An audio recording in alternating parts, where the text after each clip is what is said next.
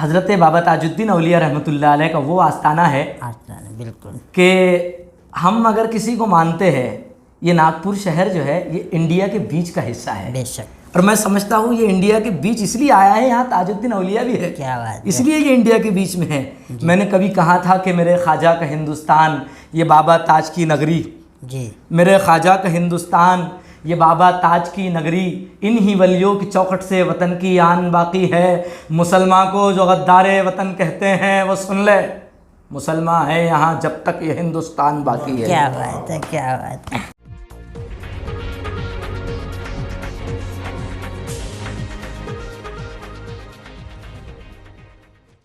आप दोस्तों, आपका दोबारा हमारे चैनल में स्वागत है। जैसा कि हमने आपसे वादा किया था कि अगले पार्ट में हम मिलाएंगे सलीम दरियापुरी सर से।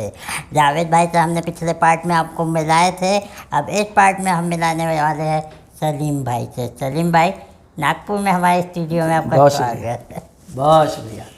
कैसा लगा है नागपुर आके? सबसे पहला सवाल, गर्मी बहुत है। असल में नवेद आज़मी साहब, सबसे पहले तो ये है कि मैं आपका बहुत शुक्रगुजार हूँ जी। इससे पहले तब हम नागपुर आए थे, उस वक्त इससे ज़्यादा गर्मी थी। अच्छा। लेकिन आज भी गर्मी है लेकिन कम है। और आपका शहर जो है ये अमन का शहर है, मोहब्बत का शहर है जी। इस शहर नागपुर में आकर कोई भूखा नहीं मरता। अच्छा। हमने देखा है जो गरीब गुरबा होते हैं वो बाबा ताजुद्दीन औलिया रहमतुल्लाह अलैह के आस्थाने पर जाकर लंगरों पर अपना पेट भरते हैं। बेशक, बेशक, बेशक। ये ताजुद्दीन का शहर है, ये मीठे नीम वाले बाबा का शहर है। बिल्कुल, बिल्कुल, बेशक।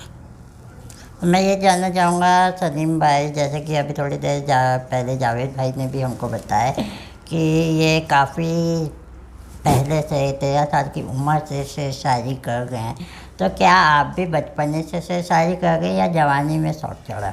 जी, असल में नवेद भाई, हम जिस वक्त मदरसे में पढ़ा करते थे अमरावती लाल खड़ी में, जी। मदरसा दारुल उलूम अस्हाब सुफ़ा, जी मेरे उस्ताद मोहतरम हैं हज़रत मौलाना रिजवान साहब अशरफ़ी जी। और मोहतमीम हज़रत मौलाना अब्दुल मतीन साहब मज़ाहिरी हुआ करते थे।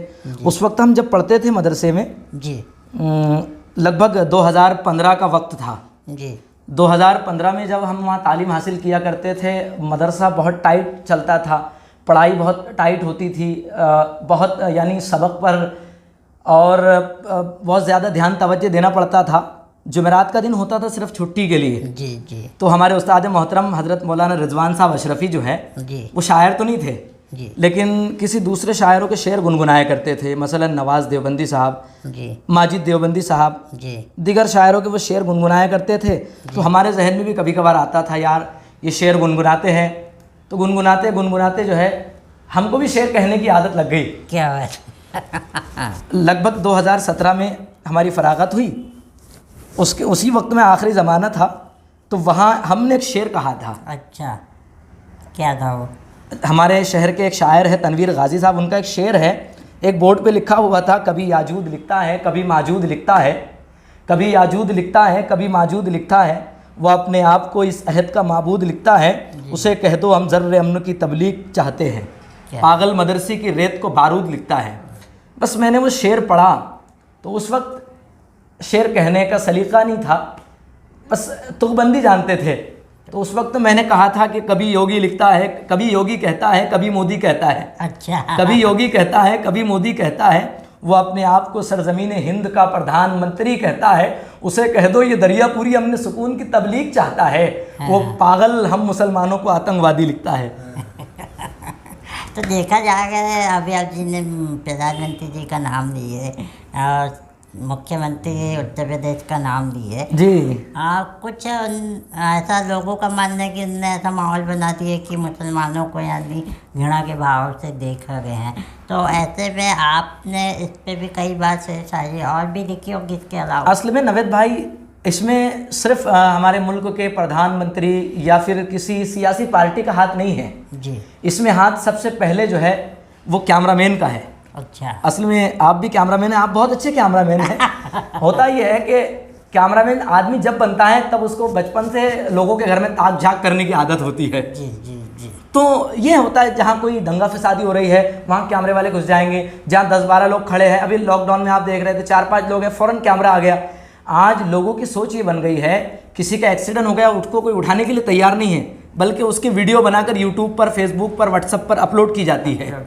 तो हमारी कौम का अलमिया ये हो गया, जबकि चाहिए ये कि उसको उठाया जाए, हॉस्पिटल ले जाएं। खिदमत का वो खत्म। हाँ, खिदमत का मामला ही ख़त्म हो गया जी। तो आजकल के जो लोग हैं वो दिखावे पे ज़्यादा हो गए हैं। जी। जी। और क्या बताना चाहेंगे आप अपनी शेर और शायरी के बारे में? असल में नवेद भाई, आज रिया दिखलावा बहुत ज़्यादा हो गया है। जी। कभी मेरे शहर के एक शायर ने कहा था कि सीधे सादों को न यूँ बलवाएं लेख, सीधे सादों को न यूँ बलवाएं लेख, कम से कम एक भाई को तो भाई लेख। सीधे सादों को न यूँ बलवाएं लेख, कम से कम एक भाई को तो भाई लेख। रब को राज़ी कर, झूठों का पीछा छोड़, अखबारों का मूड बदल, सच्चाई लेख। तो जैसे कि संदीप भाई आप शेर शायरी कर रहे हैं, तो आपका मैं देखा नागपुर में काफ़ी साल में 10-12 प्रोग्राम तो आराम से होते हैं। जी जी भाई। तो कैसा लोगों का रिएक्शन आपको मिलता है, कैसे लोग आपको रिस्पॉन्स देते हैं? क्या आप अपने आप को एक सेलिब्रिटी समझने लगे होंगे? असल में नवेद भाई, जब भी नागपुर आना हुआ है तो लोगों की बेइंतहा मोहब्बतें मिली। जब भी मोमिनपुरा हम गए हैं तो बेशुमार लोगों ने मुलाकातें की, मोहब्बतों से नवाजा। और जहाँ हम यहाँ सब, ये नागपुर शहर वो शहर है जहाँ से मुझे नागपुर से मुंबई, मुंबई से अजमेर, नागपुर से दिल्ली, कई मरतबा यहाँ के फ़नकारों ने, मजीद शोला साहब ने फ़्लाइट का सफ़र करवाया, यहाँ से मुझे बाहर लेकर गए। बेपनाह मुझे नागपुर से मोहब्बतें मिली। मैं जब भी नागपुर आया, एक मरतबा 2017 के मुशायरे, लगभग 2018 के मुशायरे में मैं यहाँ आया था। उस वक्त यहाँ एक शेर मैंने पढ़ा था, टिकटॉक का ज़माना था। जी जी जी, जी। और बहुत लोग टिकटॉक पर नौजवान लड़कियों की इज़्ज़तें ख़राब हुआ करती थी और लड़की आकर नाच गाना होता था। मैंने वहाँ शेर पढ़ा था कि खुद आग जहन्नम की बढ़ाने में लगे हैं, वाह वाह। खुद आग जहन्नम की बढ़ाने में लगे हैं वो लोग जो टिकटॉक चलाने में लगे हैं। खुद आग जहन्नम की बढ़ाने में लगे हैं वो लोग जो टिकटॉक चलाने में लगे हैं। सर उनके कुचलना है बहर हाल ज़रूरी, वो लोग जो फितनों को जगाने में लगे हैं। क्या बात। तो ये शेर सुनकर अजमेर जब हम पहुँचे तो टिकटॉक स्टार एक हुआ करती थी, कुलसुम आपा, मनोज दादा सोलंकी, दोनों मर्द जोरू जो हैं 10 किलो सोना पहनकर मुझसे मुलाकात के लिए आए और मुझसे कहा, यार सलीम भाई, तुमने वो टिकटॉक का शेर पढ़कर हमारा टिकटॉक का कारोबार ख़त्म कर दिया। जबकि ऐसा नहीं हुआ था, वो शेर कहना था, उससे पहले ये सारे मामला चल रहे थे। बैन हो गया उसके बाद। जी। कहते सलीम सर, जैसे कि आज के दौर में नौजवानों का दौर चला गया है, उनमें भी शेर शायरी का काफ़ी शौक़ है, तो किस तरह की शेर शायरी अभी पसंद की जा रही है?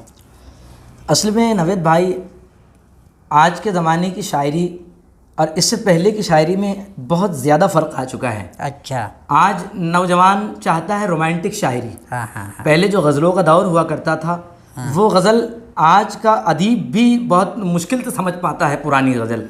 तो बहुत अच्छे अंदाज में, बहुत यानी लफ्ज़ियात को समेटते हुए सादे लफ्ज़ों में शायरी करना पड़ता है। बिल्कुल बिल्कुल। कभी सादे लफ्ज़ों में कहा गया तो हमने यूँ कहा था कि शहर दिल किसी की रियासत भी नहीं है। क्या बात है। ये शहर दिल किसी की रियासत भी नहीं है, दरवाज़ा खोलने की इजाज़त भी नहीं है। ये शहर दिल किसी की रियासत भी नहीं है, दरवाज़ा खोलने की इजाज़त भी नहीं है।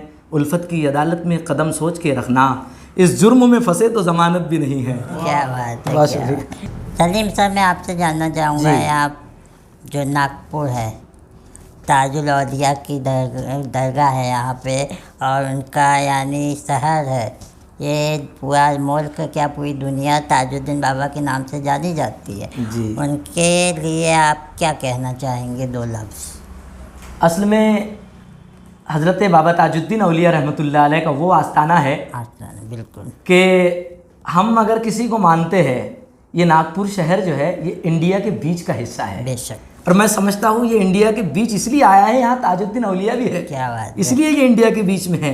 मैंने कभी कहा था कि मेरे ख्वाजा का हिंदुस्तान ये बाबा ताज की नगरी, जी, मेरे ख्वाजा का हिंदुस्तान ये बाबा ताज की नगरी, इन ही वलियों की चौखट से वतन की आन बाकी है।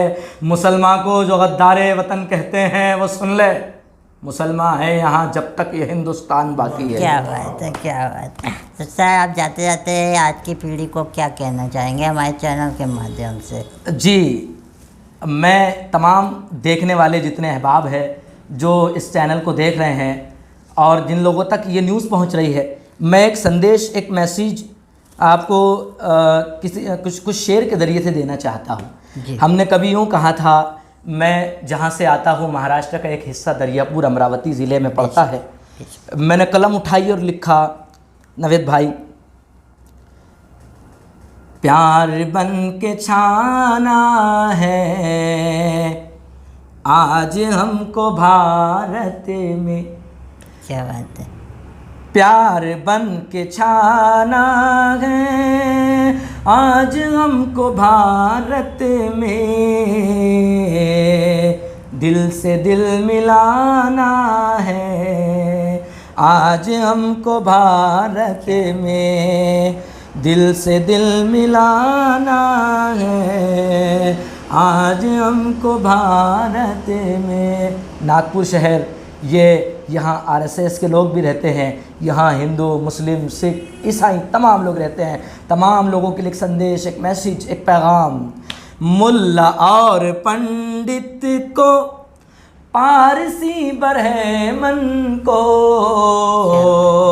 एक डगर पिलाना है आज हमको भारत में, एक डगर पिलाना है आज हमको भारत में।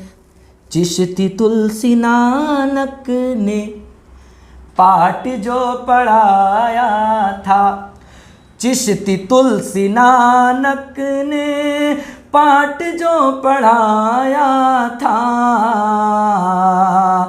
वो सबक पढ़ाना है आज हमको भारत में, वो सबक पढ़ाना है आज हमको भारत में। अशफाक और भगत सिंह का, सदगुरु का टीपू का। लोग कहते हैं टीपू सुल्तान, अशफाक, भगत सिंह, क्या हालात थे, उन्होंने क्या पैगाम दिया है।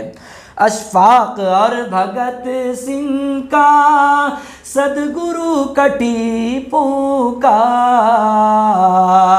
जज्बा दिल में लाना है आज हमको भारत में। अब बकरीद आने वाली है, ईद हो या दिवाली, तमाम लोगों से कहूँगा, ईद हो, दिवाली हो, दशहरा हो, होली हो, मिलजुल कर पैगाम, मिलजुल कर ईद मनाइए। अपने जो है माहौल को संजीदगी के साथ बरकरार रखिए, एकता कायम रखिए। ईद हो या दिवाली या दशहरा होली हो, मिलके अब मनाना है आज हमको भारत में, मिलके अब मनाना है आज हमको भारत में। कौम ख्वाब गफलत में, आखिरी शेर, कौम ख्वाब गफलत में जो सलीम सोई है, अब उन्हें जगाना है आज हमको भारत तो में। देखा दोस्तों, आप ये थे हमारे साथ सलीम दरियापुरी और जावेद भाई, जिन्होंने हमें 2 एपिसोड के लिए बहुत समय दिया और इन्होंने अपना एक कीमती काम छोड़कर इंडिया फैक्ट न्यूज़ को समय दिया। इसके लिए हम इन दोनों का शुक्रगुजार है और उम्मीद करते हैं आप लोग को ये प्रोग्राम पसंद आया होगा तो लाइक शेयर कमेंट करना ना भूलें। और यदि आप भी अपने कलाम और शायरी हमारे चैनल में पेश करना चाहते हैं तो आप नीचे दिए गए नंबर पर हमें संपर्क कर सकते हैं। फिलहाल हमें दीजिए इजाज़त, शुक्रिया। हमारे चैनल को सब्सक्राइब करें और बेल आइकन दबाना ना भूलें।